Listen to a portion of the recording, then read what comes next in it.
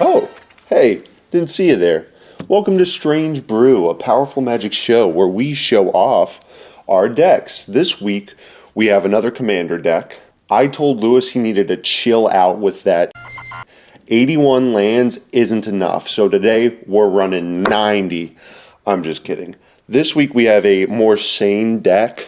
I call it three names. Timmy was taught how to tutor, the horse deck, or Barbie Horse Racing Adventures. Those are the three names. Pick one, use it. This entire deck is built around one card in particular. Now that doesn't mean you lose the game if you don't have it, but it's what I want to do, okay? It's Guardian Sunmare.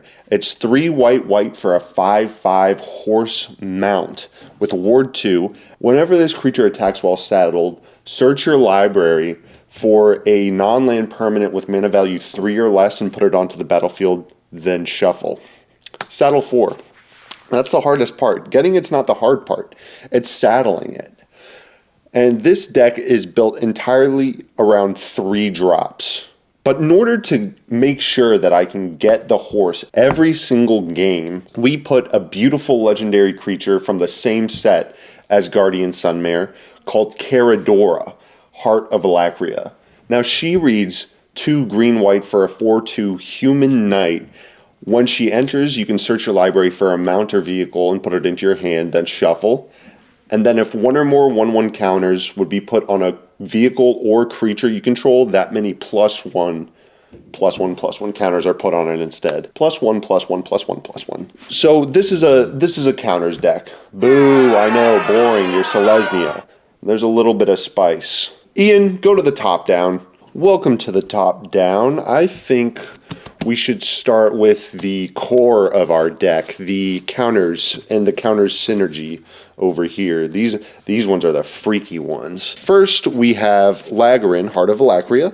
Whenever they attack while saddled, they put a 1/1 counter on each of up to 2 target mounts and or vehicles.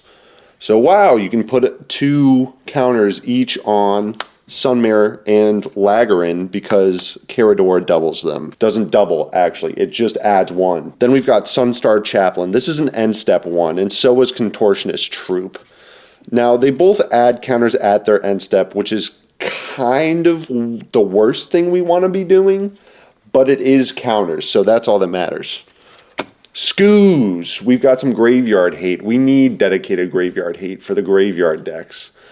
Now, this one's nice because it just gets so big so fast if you've got Caradora. You only need to be exiling 2 creature cards from a graveyard, which happens all the time, to make this into a 6/6, which is crazy. And you gain 2 life. Then we have Ride the Shipoof. So this is a nice card from Final Fantasy. It is a bristly bill that is not $40. I will not elaborate.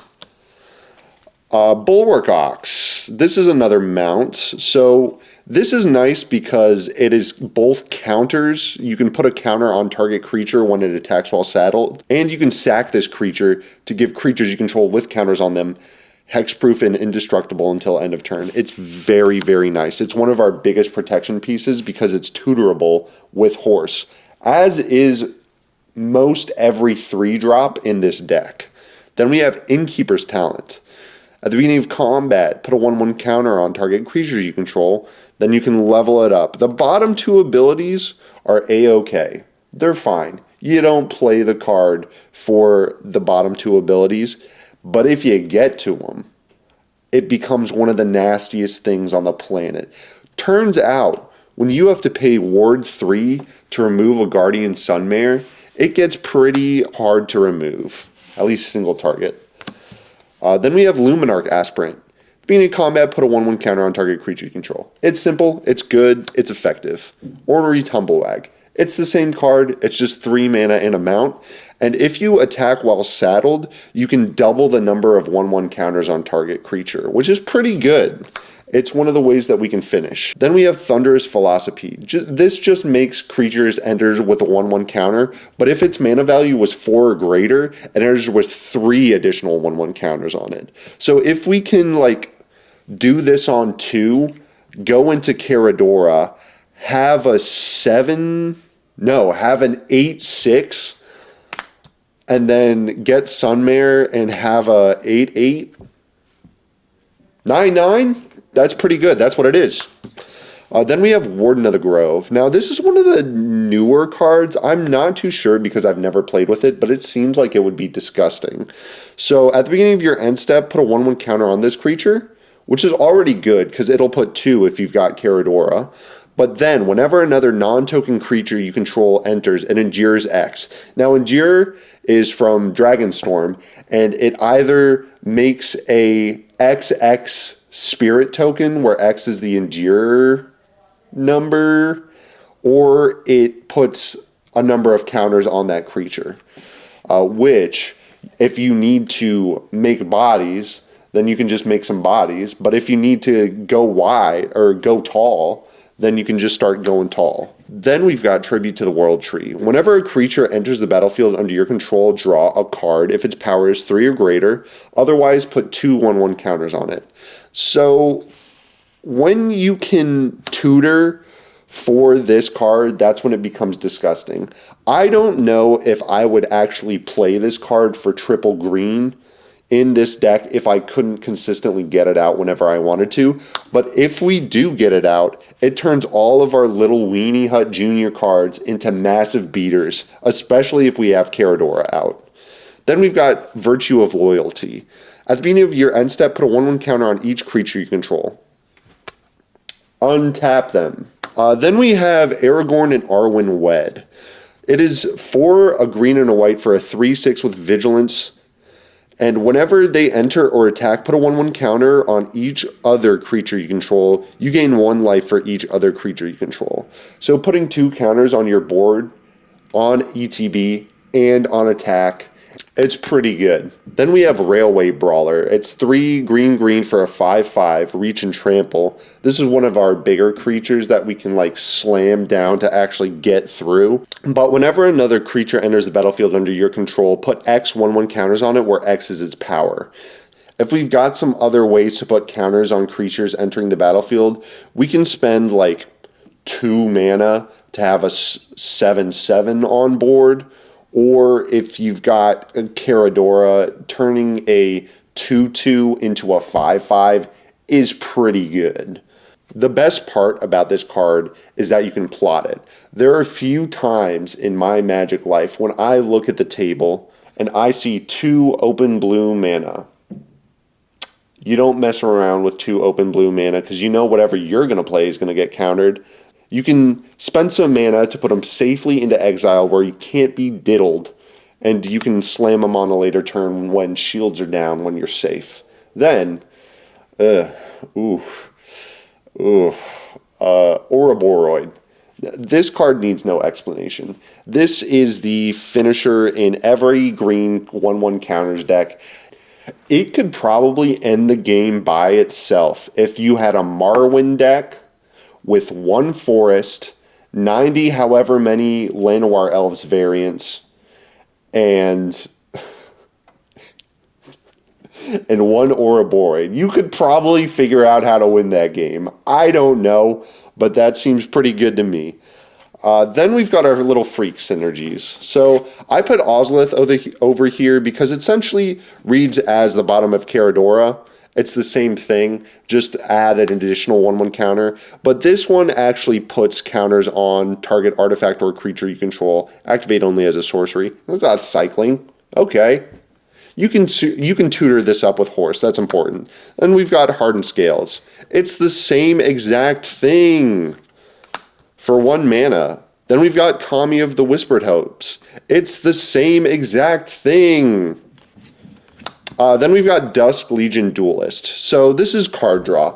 This deck doesn't actually need a whole lot of card draw when you can search through your deck for whatever you need at the time. But Dusk Legion Duelist, when nothing's happening on board, you might want to just start getting cards in hand, searching for a protection spell, because those are the things that are actually harder to tutor for. The protection spells, the board wipes, the whatever you need at the time, the removal. Then we have Aragorn, company leader. 2 Aragorns in the deck? Okay. This Aragorn's in here because he's a little freaky. So the entire top text of this card is irrelevant. It's just the bottom text that we care about. So it's a green and a white for a 3/3. And whenever you put one or more counters on Aragorn, put one of each of those kinds of counters on up to one other target creature. So let's say we have a Luminarch Aspirant in play and Aragorn in play. So let's go to combat. We'll put a counter onto Aragorn, and then Aragorn will see a counter put on him, and then we can put a counter on Luminarch Aspirant.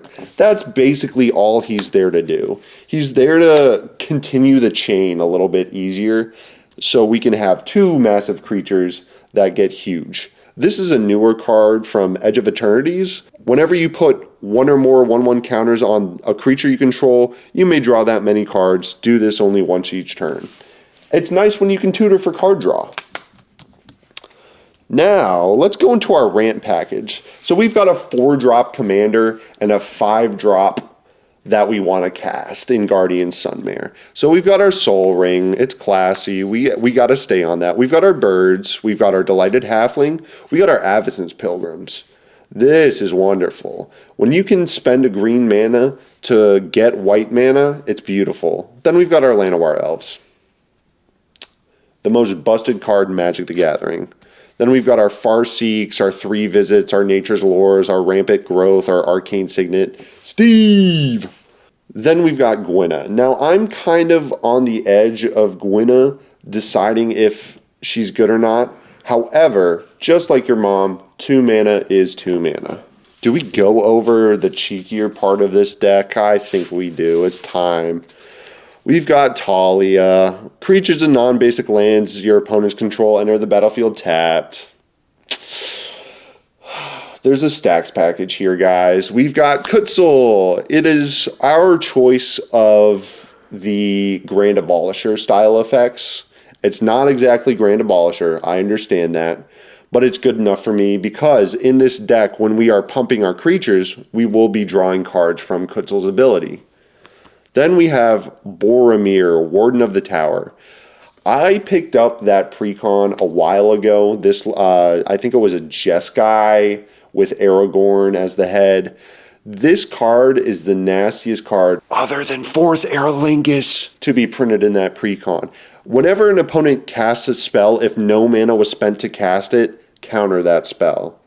No Cascade, I think. No free counter spells. No free spells whatsoever. We don't want it. And then you can sack it to give your creatures indestructible. We got protection for days. Then we've got Radahn, God of the Worthy. This one I'm curious about. I'm just trying it out. It's cool. It is 2 and a white for a 2/3 flying vigilance. Snow lands your opponent's control enter the battlefield tapped. Not relevant. And then non-creature spells with converted mana cost 4 or greater cost 2 more to cast, which is pretty nice. The other side isn't necessarily relevant because you can only tutor for this front half. But this is also just a wonderful creature to put counters on. Flying and Vigilance are so evasive, and you can swing in and leave some blockers. It's nice. Then we've got Kudo, King Among Bears. So when everything's a 2/2 and you start buffing up your boys, you got the biggest boys at the party. It's lovely. Kudo is slowly growing on me the more I play this deck. Then we have Gaddock Teague. You Emperor of Palamecia players are going to hate me for this one. You can't do it.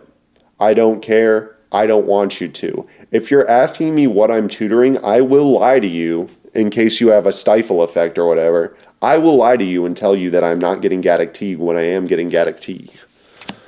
Then we have Doorkeeper Thrall. Now, you might be saying, Ian, you like enter the battlefield triggers. Yes, I do. However, you don't want your opponents to get out of hand. If you see something nasty brewing, you might want to stop it with this. Then we've got Crystal Barricade. This is a nice card. I like it, okay? You don't have to play it. It's honestly not that great. However, Blasphemous Act is a card that I am worried about, and some other weird targeted removal spells. You have hexproof, some of the best words in the game. And then prevent all non-combat damage that would be dealt to other creatures you control. That's pretty good. That's pretty good. For 2 mana, tutorable with Horse. You see the Gearston Starn players sitting at you across the table. They aren't ever going to touch you. Then we have Rest in Peace. Now, this card sucks, okay? It basically has no text on it unless you're going up against a graveyard deck. However, when you can tutor for it at essentially any point in the game that you need to, it's pretty good. Now we can finally go over our tutor package. Now we've only got these 6 or 7 cards that can tutor throughout our deck. Suntine's in here. It's not really tutoring, but it's recursion from the yard should the game go long.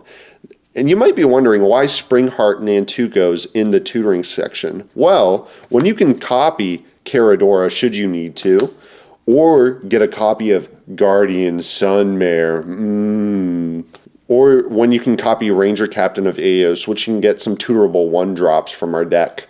This is important for some of the removal pieces that we haven't gone over yet. We've got Tezzeret Cruel Captain. This guy exists only to get Soul Ring. Only to get Soul Ring, maybe Haywire Might. You might need to. But we've also got Bright Glass Gearhulk, which also does the exact same thing as that. So these are what we can get through our deck for. We've got our little removal packages over here. We've got Touch of the Spirit Realm. Now, I like this card because it is both protection and removal. You can tutor it with Horse for when you need to exile something, or you can discard it to protect the Sunmare by discarding it and returning it to the battlefield at your next end step. Then we have Starfall Invocation. This is the only board wipe in the deck. Let me know if I should be running more, but it's 3 white for a sorcery that you can gift a card, destroy all creatures. If the gift was promised, return a creature card put into the graveyard this way onto the battlefield under your control. So you can basically wipe the board and not have to worry about getting rid of your Sunmare. Then we've got Thraben Charm. I just like this card. It is wonderful. It destroys creatures, it destroys enchantments, and it exiles graveyards. It is lovely. Now, I should probably cut this, but I just like it too much, and you can't tell me what to do. Then we have Requisition Raid. This is nice because it's artifact and enchantment removal on top of being a way to put a 1/1 counter on each creature I control. And when you've got Caradora on the battlefield, it's actually 2 counters on each creature you control, which can function as a sort of end-the-game card. Then we've got Pinnacle Starcage. Now, it's 1 white for an artifact. When it enters, exile artifacts or creatures with mana value 2 or less until this artifact leaves the battlefield. And then it's got an 8 mana ability that does nothing, okay? You don't care. If you see the treasure token player getting a little too comfortable over there, okay? They've got 20 tap treasure tokens. It's their turn up next. Or you've got the token player, with a bunch of 1/1 soldiers, 10 billion 1/1 soldiers coming at you next turn, or Krenko, God forbid Krenko pops off, okay? You can attack Krenko, get this with the Sunmare, and then exile all the creatures. It's so lovely. Then we've got Witch Enchanter. It's MDFC. You know what this does. Haywire Might. It's 1 mana for a 1/1 insect. When it dies, you gain 2 life, and then you can pay a green to exile target non-creature artifact or non-creature enchantment. You gotta sack it as well. Then we've got District. It is counter synergy, it is artifact destruction, and then when you can saddle it to put more counters on it, it can get pretty big, okay? For a 1-drop, it can get huge. Then we've got Swords and Path. 2 favorite ones so far. We got the DCI one, and then we got the Ducky Moo. Now, in order to protect Sunmare, we've got a couple of pieces. We've gone over a few already in the 99, which is nice, so we've really got more than these 6. But having more that synergize within our deck is pretty good. We've got an E-Witness. You know what this does. This card is older than me. It's great. We've got Parting Gust. It's white to gift a tapped fish. Exile target non-token creature. If the gift wasn't promised, return the creature to the battlefield under its owner's control with a 1/1 counter at the beginning of the next end step. Somebody goes, pays 3 mana, turns their path into a murder on your Sunmare. Well, you can just say, no, I'll exile the horse and then get it back. It's nice. Defend the Rider. Unpopular MTG. I watch their videos a lot. And initially, I didn't believe him that this card was good. But then I put it in this deck, and it's actually pretty solid. Okay, turns out getting a 1/1 or protection is pretty good for 1 mana at instant speed. Then we've got Reprieve. Return target spell to its owner's hand. Your opponent's getting a little scared. They cast Farewell, all modes. You're going to kill them next turn if it doesn't resolve. That's what this is for. Galadriel's Dismissal. Now, this is also for if somebody casts Farewell, but it's Teferi's Protection at home, okay? It's 1 white, target creature phases out, or you can kick it for 2 white. Each creature you control phases out instead. It's pretty good. It's Teferi's Protection at home, but, you know, it gets the job done. Then we've got Swifties. All